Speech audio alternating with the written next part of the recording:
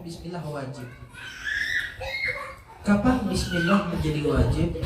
Bismillah menjadi wajib tatkala Al-Fatihah itu kan 7 ayat. Disebutkan walaqad atainaka sab'am minal mathani wal ayat. Bismillahirrahmanirrahim. Alhamdulillahirabbil alamin. Ar-Rahmanir Rahim.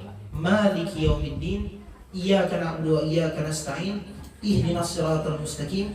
Siratal ladzina an'amta 'alaihim ghairil maghdubi 'alaihim waladdallin. Yang paling panjang ayat yang ke-7.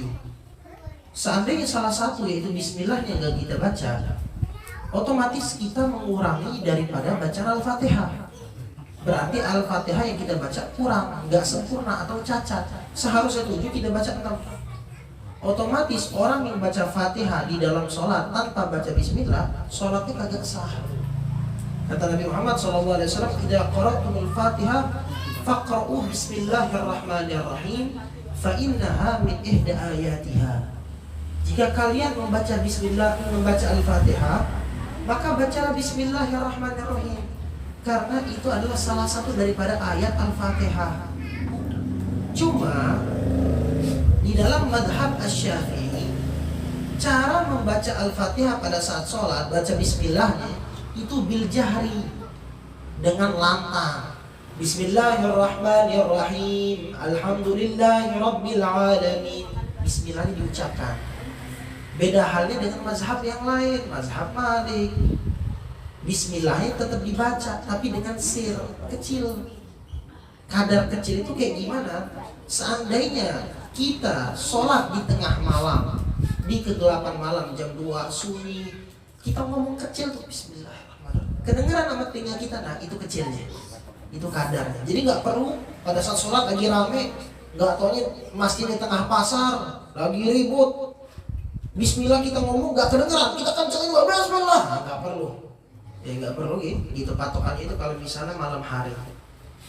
Cuma sekarang ini orang ini terkadang sok-sokan, maaf ya sekali lagi, sok-sokan, keren, ikut-ikutan tanpa belajar. Sholat, oh sekarang ini musimnya hijrah nih, musimnya Al-Quran, dikit-dikit baca Al-Quran, baca Al-Quran. Al-Quran itu bukan musiman, yeah. Al-Quran bukan musiman, Al-Quran itu dibaca terus. Mau orang kagak ada yang baca, ya kita tetap baca. Mau orang kagak ada yang posting Quran, kita tetap baca Al-Quran. Ini kan kagak, lagi musim hijrah, ayo baca Quran, foto dikit-dikit sama Al-Quran, ini sama Al-Quran. Tapi kalau lagi nggak musim lagi, orang musim yang lain ditinggalin Quran. Nah ini kan musiman. Mereka mengejar Al-Quran buat famous doang, buat terkenal, buat pansos, panjat sosial, biar namanya terkenal. Salah, ini adalah sesuatu yang salah. Jadi banyak orang ikut-ikutan. Dia akhirnya tanpa belajar tiba-tiba Allahu Akbar jadi imam. Karena senang, baru hijrah jadi imam akhirnya. Allahu Akbar, alhamdulillahirabbil alamin, kagak dibaca bismillah. Madzhabul arba, 4 mazhab mengatakan bismillah itu 7 ayat. Al-Fatihah itu 7 ayat. Dia nggak baca bismillah, kurang 1, kagak sah. Karena syarat sholat baca Fatihah, Fatihah 7 ayat. Bedanya ada yang jahar, ada yang sir. Tapi dia nggak baca sama sekali, kan kacau akhirnya. Jadi orang itu kalau misalnya mau melakukan harus dengan ilmu. Wa kullu man bighairi ilmin ya'malu a'maluhu mardudatun la tuqbalu.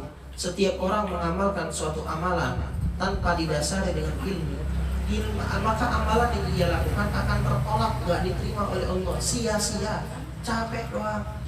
Dasari dengan ilmu, pelajari itu. Udah pelajari barulah kita praktekkan. Itu yang pertama. Hukum bismillah adalah wajib. Kapan itu? Maju aja, takutnya jatuh ntar. Agak maju nih.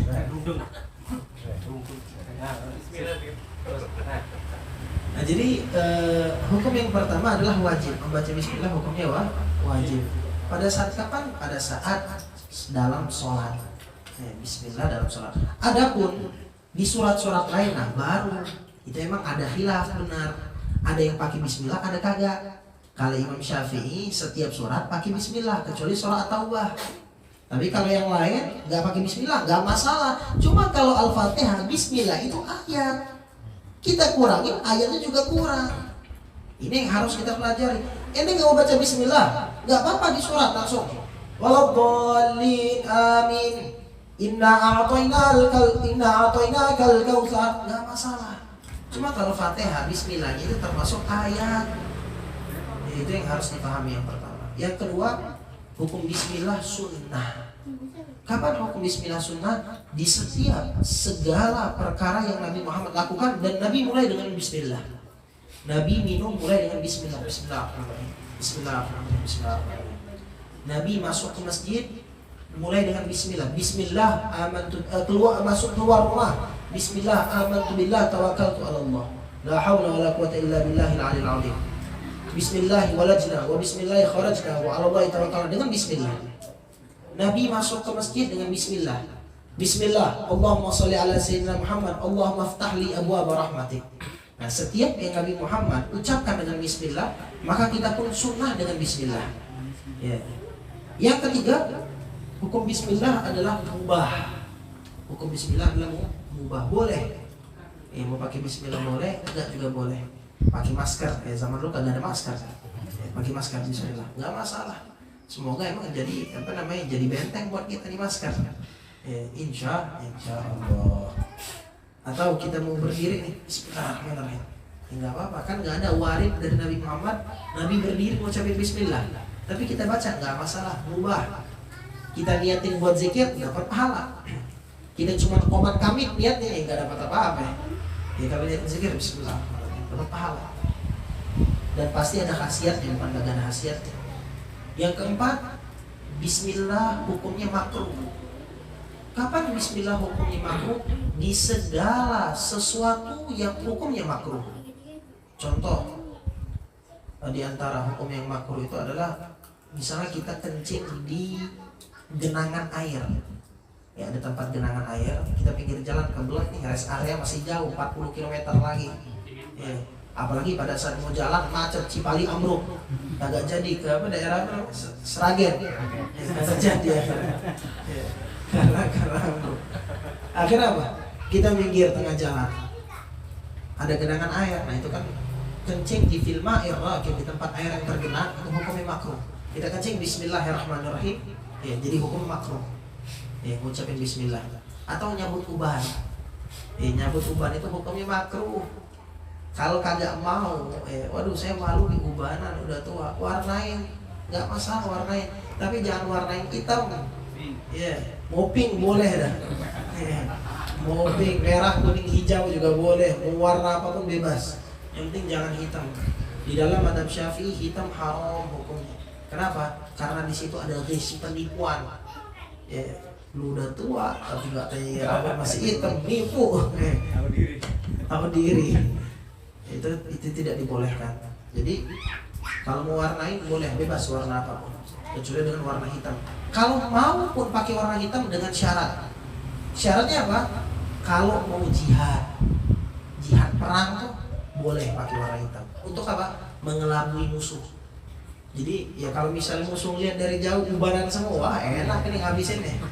Tapi kalau ngeliat hitam dia gemetar. Ya. Inilah taktik strategi di dalam peperangannya Nabi Muhammad Sallallahu Alaihi Wasallam. Itu madhab Syafi'i. Walaupun di madhab lain ada yang mengatakan boleh. Ya, untuk perempuan kalau misalnya suaminya pengen istri tetap tampil cantik padahal udah tua, ya, udah keriputan tapi tetap rambutnya pengen hitam, boleh. Ada pendapat, tapi bukan Syafi'i. Terus yang mana kita harus ambil? Lebih baik jangan. Ya, lebih baik jangan. Misalnya ada contoh mudah ya, biar agak mudah masuk. Contohnya kalau misalnya ada asuransi atau bank yang menawarkan pinjaman atau kayak ini asuransi kesehatan, ada yang zaman sekarang itu kita bayar. Ya, biasa kan kalau kita bayar per bulan duitnya kagak balik. Ada yang balik. Seandainya balik, tapi kita nggak tahu pasti atau enggak. Iya, kita nggak tahu pasti atau enggak. Ada yang mengatakan nggak balik, ada yang pengen ngusut, ada yang pengen dimasukin ke pengadilan, dituntut. Posisi kita, yang mana yang lebih baik? Kita ikut atau kita lebih baik, jangan deh, karena banyak orang komplain. Lebih baik apa? Ya jangan, daripada rugi kan. Begitu pun masalah rambut. Walaupun ada pendapat kecil yang mengatakan boleh, itu pun dengan syarat, lebih baik tinggalkan. Warna kan banyak. Tadi dibilangkan pink ada, boleh pink. Walhasil jangan dicabut. Kalau memang ada ubat, biarin. Kalau warnain merah boleh, kuning boleh, hijau boleh. Atau di sini merah, kuning, hijau boleh juga. Biar anaknya tahu, gak buta warna jadi anaknya, gak masalah. Penting jangan diwarnai hitam. Kenapa makruh mencabut uban? Karena disebutkan di dalam suatu hadis yang namanya uban di hari kiamat bakal jadi cahaya buat pemiliknya. Jadi bakal cahaya. Emang di dunia kelihatannya kayak jelek banget, tapi di akhirat bakal cahaya. Hadisnya itu kalau nggak salah, syayyabal musliman syaibatan fil Islam, tidaklah seseorang tua ubanan di Islam kecuali di akhirat akan diganti oleh Allah dengan cahaya di hari kiamat. Makanya kalau kita cabut, seakan-akan kita tidak mau cahaya tersebut berada di dalam diri kita. Di akhirat orang rebutan buat dapat cahaya, kita malah nyabutin. Nah dia nyabut Bismillahirrahmanirrahim. Nah Bismillah jadi makruh. Bismillah jadi makruh. Jadi Bismillah pun ada hukumnya, ada tempat-tempat. Dan yang terakhir, hukum Bismillah adalah haram. Kapan Bismillah haram? Di segala sesuatu yang haram. Dia mau maling, takut ketahuan orang, atau maling motor dipakai kunci takut nggak berhasil. Bismillahirrahmanirrahim. Lu jadi haram. Lu kira dapat pahala. Dia minum bir. Nabi kan sunnah Bismillah kalau minum. Akhirnya dia minum pakai Bismillah juga. Bismillahirrahmanirrahim. 3 teguk lagi. Bismillah. Alhamdulillah. Wah, lempar pakai gelas kena kepalanya. Itu masalah salah tempat. Mau maling, mau gosok, mau mukul orang, dia lagi ada dendam sama orang, ngajak kelahi, itu juga salah. Jadi Bismillah pun likulli maqalin maqam, setiap ucapan itu ada tempatnya. Maka jangan sembarangan. Hatta kamar mandi aja kita nggak boleh kan zikir di kamar mandi. Baca Quran di kamar mandi kan nggak boleh. Itu dulu teman kita ada, bukan mau baca Quran, dia pengen wudu, dia lupa Qurannya itu ada di kantong dia. Qurannya kebetulan gede, jadi kantong gamisnya agak gede, dia taruh. Kebetulan guru kita ngeliat dari atas.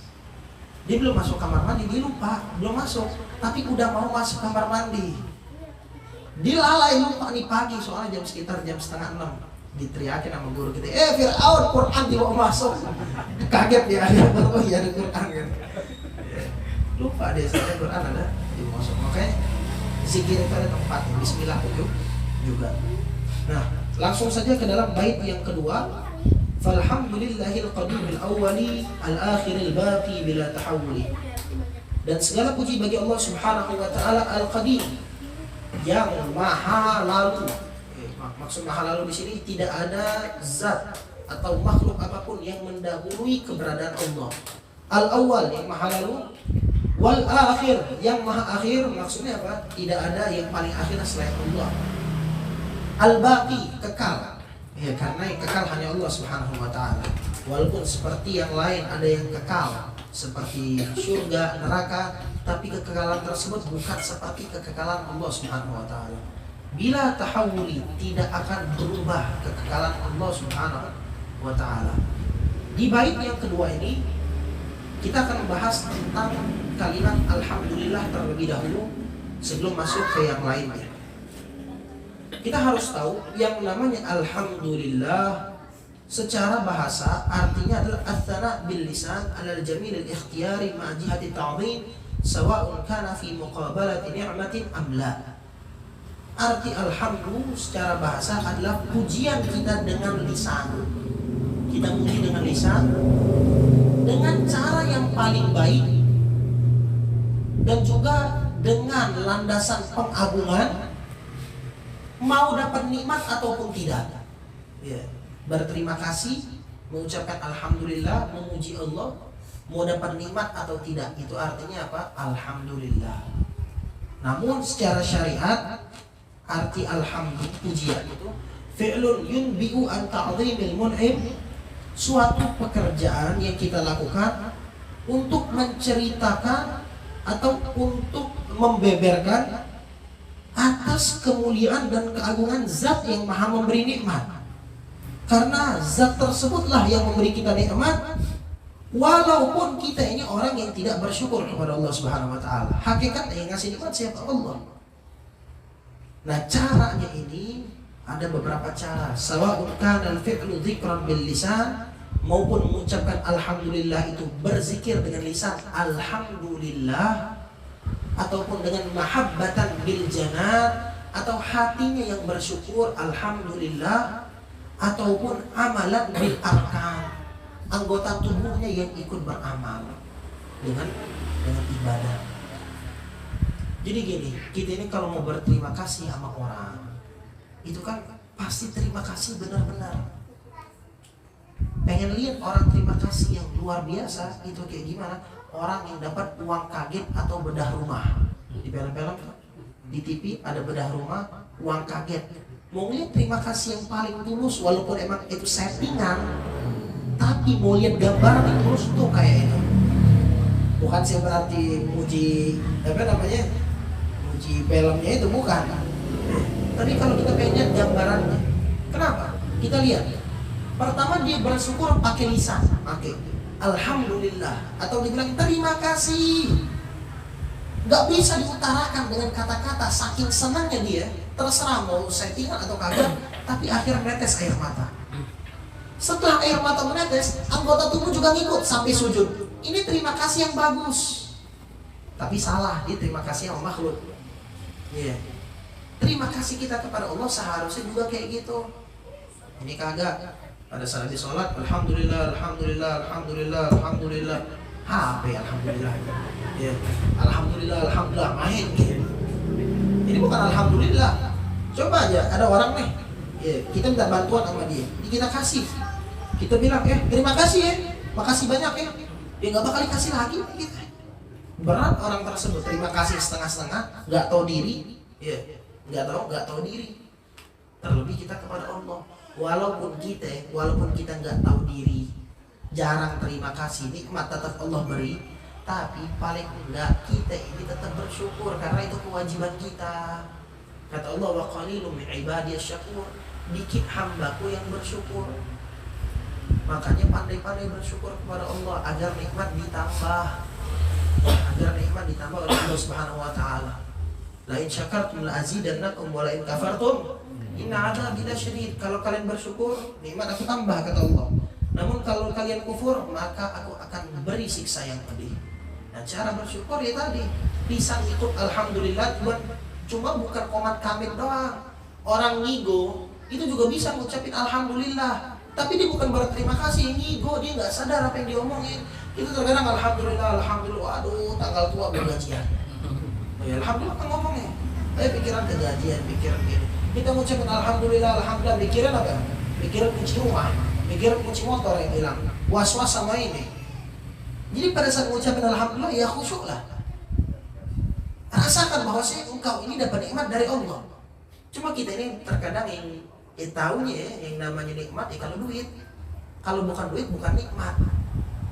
Padahal nikmat itu banyak. Kita mendapatkan ketenangan hati itu nikmat. Kita dapat ketenangan hati nih, nyaman, tentram, ibadah enak, ke masjid, nggak ada pikiran, hatinya nyaman banget, nggak sumpah, nggak galau, itu nikmat yang besar. Berapa banyak orang hati sumpah nggak bisa tidur, pikiran, kenapa? Takut perusahaannya bangkrut, ya apalagi masa pandemi ini, nggak tenang hidupnya. Berarti apa? Dari situ kita bisa tahu ketenangan hati, ketenangan jiwa itu nikmat yang besar dari Allah. Kapan kita bisa tahu nikmat yang besar? Itu kata ulama, qimatu syai' indal haja ilaih. Harga sesuatu itu pada saat kita butuh sama tuh barang. Mungkin nih kita sekarang lagi lagi biasa aja mas semangka. Tiba-tiba pada saat lagi butuh semangka kagak ada. Waduh, itu semangka mahalnya luar biasa.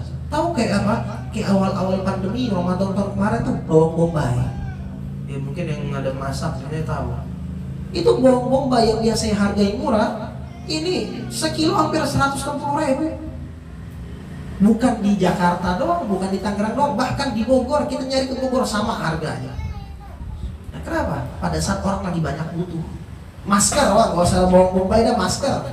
Iya. Sampai apalagi hand sanitizer.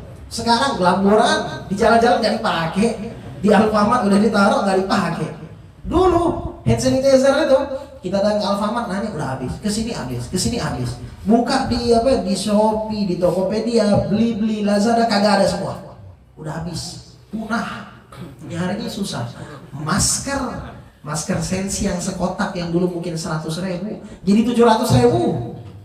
Kapan kita bisa tahu harganya itu mahal? Pada saat kita lagi butuh. Pada saat kita lagi butuh. Begitu pun masalah nikmat yang Allah berikan, hajat, ketenangan hati, bisa ngeliat, bahkan maaf, kencing itu nikmat, buang air besar itu nikmat, kentut itu nikmat. Tapi kalau kentut jangan bagi-bagi nikmatnya, ambil buat ente doang. Walaupun nikmat jangan bagi-bagi kalau kentut. Kalau yang lain boleh dah. Ntar, wah kentut ini nikmat, bagi-bagi akhirnya. Bagi-bagi nikmat, sedekah. Enak aja sedekah. Taruh di aqua, lu hirup sendiri dah gitu. Maka nikmat itu banyak dan kita bisa ketahui pada saat kapan? Pada saat kita butuh. Orang nggak bisa kentut lagi, ada penyakit, berobat jutaan rupiah. Orang sekarang nih corona, ada yang mengatakan gejala corona itu hilang penciuman sama rasa hilang. Saya waktu pas Palembang ada yang ngasih tahu sampai dia bilang kita makan nasi, ada nasi padang enak namanya pagi sore, agak mahal hasil. Itu katanya saya makan itu kayak makan plastik, kagak ada rasa. Itu minyak putih tuh saya masukin ke sini nih, kagak ada bau, kagak ada bau sama sekali. Nah, kita bisa tahu nikmatnya rasa pada saat kapan? Pada saat itu. Berarti apa? Nikmat. Baru kita tahu itu nikmat. Kita bisa ngerasa jari enak nih. Pada saat kapan kita ngerasa itu nikmat? Pada saat tangan bengkak. Tangan bengkak tuh nggak bisa gerak. Nikmat banget berarti tangan bisa bergerak. Artinya apa? Nikmat bukan duit doang. Tapi kita pikir nikmat itu cuma duit. Kita bisa paham, ngedengar taklim, ngedengar majelis, paham, bisa fokus, itu nikmat. Itu nikmat dari Allah Subhanahu wa taala. Bahkan kita bisa buang ingus tuh, itu juga nikmat dari Allah. Makanya segala sesuatu kata Allah, wa in ta'uddu nikmatallah la tuhsuha. Kalau kita pengen jumlahin nikmat Allah nggak bakal kejumlah. Saking banyaknya Allah memberikan nikmat kepada kita. Makanya pantaslah Allah mengatakan wa qalilun min ibadiyasy syakur. Dikit dari hamba-hambaku yang bersyukur. Seseorang seperti Nabi Muhammad, dosa yang tidak ada, pahala banyak, ibadah luar biasa, tapi setiap malam masih ibadah. Istri bilang, udah gak usah ibadah lagi. Apa kata Nabi Muhammad? Apa salahnya aku menjadi hamba yang bersyukur, kata Nabi Muhammad. Jadi pandai-pandailah bersyukur kepada Allah Subhanahu wa taala. Yang pertama dengan zikir di lisan. Lisan itu. Tapi bukan lisan doang, hati juga hadir. Hati juga hadir, kayak orang uang kaget tuh dapat, terima kasih banyak Pak. Nah itu maksudnya, hati juga ngikut. Gak bisa diutarakan dengan hati nangis. Dan juga bukan berarti pada saat dapat nikmat doang. Kita bisa lihat orang tersebut, orang yang Allah beri nikmat atau bukan, itu bukan pada saat nikmat itu ada di dia, tapi setelahnya nambah taat ke ibadahnya, nambah deras gak kepada masjid. Kalau misalnya akhirnya nambah jauh, ibadah nambah kurang, itu bukan nikmat yang Allah beri, tapi istidraj. Kita bisa lihat kapan? Bukan pas dapat nikmat. Mungkin pas kita dapat nikmat nih, gajian, pangkat dinaikin, toko ada dikasih orang ada. Mungkin kita lihat nikmat, tapi kita belum tahu itu benar-benar nikmat dari Allah. Pada saat kapan kita bisa lihat? Keesokan harinya, lusa, sebulan lagi, 2 bulan lagi, nambah ke ibadah kita. Makanya orang bilang orang haji itu bisa dilihat haji mabrur atau tidak bukan pas haji. Pada saat kapan? Pada saat dia pulang haji, nambah taat enggak? Atau malah nambah maksiat? Kalau nambah taat, haji mabrur. Hajinya itu nikmat dari Allah. Namun kalau kagak, berarti hajinya sia-sia. Bisa dilihat kapan? Entar, bukan pada saat itu. La ilaha illallah Muhammad Rasulullah sallallahu alaihi wasallam. Dan juga di sini disebutkan muallif memulai ucapannya dengan kalimat Alhamdulillah. Karena apa? Karena segala apapun nikmat yang Allah berikan itu semuanya patut kita syukuri, patut kita agungkan. Dan beliau melakukan itu karena dua hal. Yang pertama, karena mengikuti ucapan Nabi Muhammad. Kata Nabi Muhammad, setiap perkara yang bagus kalau tidak dimulai dengan Alhamdulillah, maka dia bakal terputus. Sama kayak Bismillah. Makanya kita sering tuh kalau orang ceramah, doa, kalau orang buka kitab, setiap kitab nih, Bismillahirrahmanirrahim, segala puji bagi Allah, Alhamdulillahirabbil alamin. Karena itulah yang dianjurkan oleh Nabi Muhammad SAW. Adapun yang kedua, karena kita mengetahui diri kita bahwasanya kita ini wajib bersyukur atas nikmat yang telah Allah berikan. Nikmat yang Allah berikan banyak sekali, bukan sedikit. Maka kita patut bersyukur atas nikmat yang telah Allah berikan. Makanya perkara tentang syukur ini adalah sesuatu yang penting. Terkadang kita ngerasa bersyukur itu sesuatu yang biasa, padahal itu sesuatu yang penting. Itulah tanda kita ini benar-benar hamba Allah. Tanda kita ini orang yang tahu diri. Tanda kita ini adalah orang yang benar-benar ingin mendekatkan diri kepada Allah. Kalau kita dapat nikmat, dan hati-hati ya, terkadang orang kalau misalnya jarang bersyukur sama Allah, itu nikmat sedikit demi sedikit bakal dicabut sama Allah. Mungkin dia sekarang tokonya laris, dia jualan banyak pembelinya, lupa bersyukur, jarang sholat duha, jarang sedekah. Lihat aja, nggak lama, ya lama kelamaan bakal dicabut sama Allah. Kalau itu benar-benar nikmat. Tapi sebagaimana yang saya sebutkan sebelumnya, kalau nikmatnya tetap jalan aja, dia sholat nambah jauh, ibadah nambah jauh, pelanggannya saking banyaknya, apalagi dia sekarang buka channel baru, YouTuber, ya bukan jualan doang, YouTuber lah, endorse-nya banyak, sehingga akhirnya dia nambah lupa ibadah karena waktunya padat. Nikmatnya masih banyak, duit. Nah orang kan mikir terkadang nikmat itu duit, padahal bukan nikmat. Ya orang bilang uang itu adalah sumber kebahagiaan. Bukan. Sumber kebahagiaan itu adalah dekat sama Allah. Kita lihat orang yang banyak duit ya, orang yang banyak duit kaya raya, apakah dia mendapatkan nikmat? Kita lihat yang banyak bunuh diri siapa? Daripada orang miskin sama orang kaya, banyakkan orang kaya. Orang kaya yang stres, dia yang bunuh diri. Orang artis tuh, artis kita sering dengar bunuh diri. Padahal tenar dia dapetin, harta dia dapetin, bunuh diri. Aneh gak? Duit banyak. Berarti apakah duit itu sumber kebahagiaan? Bukan. Sumber kebahagiaan itu bersama Allah. Kita lihat orang yang sholat berjamaah di masjid, walaupun sholat berjamaahnya itu subuh doang, tapi hati tentram. Itulah kenikmatan yang hakiki yang patut kita syukuri, bukan duit doang. La ilaha illallah Muhammad Rasulullah sallallahu alaihi wasallam. Dan bukan hanya Nabi Muhammad, hatta orang-orang yang lain seperti para sahabat, mereka itu pandai banget bersyukur sama Allah Subhanahu wa taala.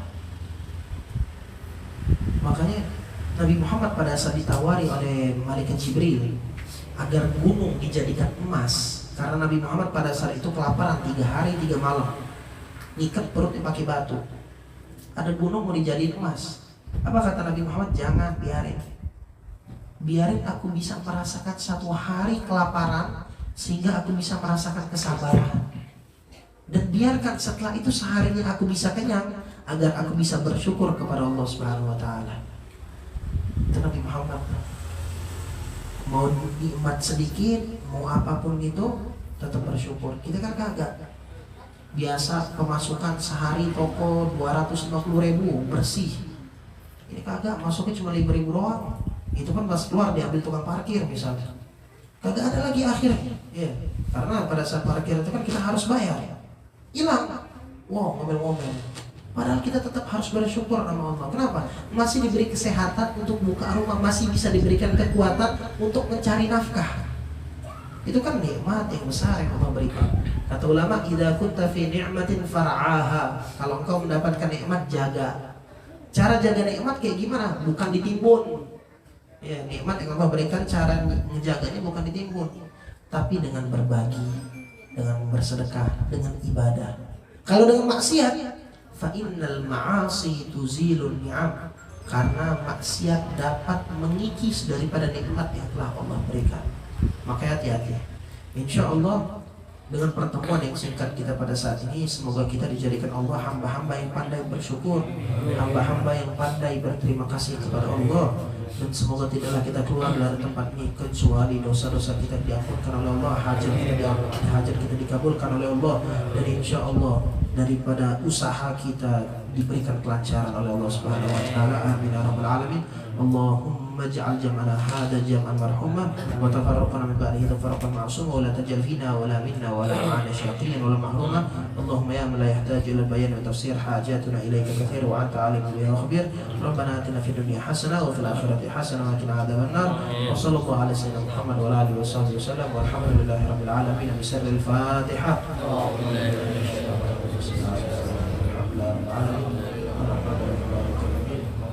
إياك نعبد وإياك نستعين اهدنا الصراط المستقيم صراط الذين أنعمت عليهم غير المغضوب عليهم ولا الضالين آمين. Insyaallah di pertemuan akan datang kita akan jelaskan tentang sholawat, karena ini kan masih di muqaddimah, masih di pendahuluan pembukaan. Kita bahas tentang sholawat kepada Nabi, kepada keluarganya. Siapa sih yang dimaksudkan keluarga? Siapa yang dimaksudkan sahabat? Bagaimana sih seperti yang sekarang terjadi, orang ngebentur antara sahabat dan keluarga Nabi Muhammad, dibentur-benturkan. Mereka bilang keluarga lebih bagus, yang satu bilang sahabat lebih bagus, yang satu membenci sahabat, yang satu membenci daripada keluarga Nabi Muhammad. Bagaimana pendapat kita dan apa yang harus kita lakukan dan yang mana yang benar?